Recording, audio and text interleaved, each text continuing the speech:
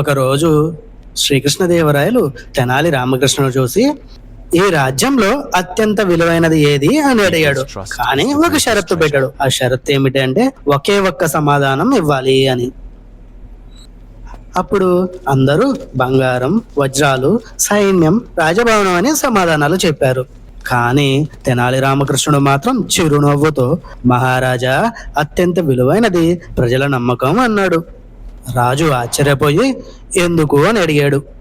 అప్పుడు తెనాలి ఈ విధంగా చెప్పాడు: బంగారం పోతే మళ్ళీ సంపాదించవచ్చు, సైన్యం ఓడిపోతే మళ్ళీ నిర్మించవచ్చు, కానీ ప్రజల నమ్మకం కోల్పోతే రాజ్యం కూడా నిలబడదు మహారాజా అని సమాధానం ఇచ్చాడు. ఆ మాటలకు రాజు వెంటనే లేచి తెనాలిని అభినందించాడు. ఇక్కడ మనం తెలుసుకోవాల్సిన నీతి ఏంటంటే సంపద కంటే నమ్మకం గొప్పది.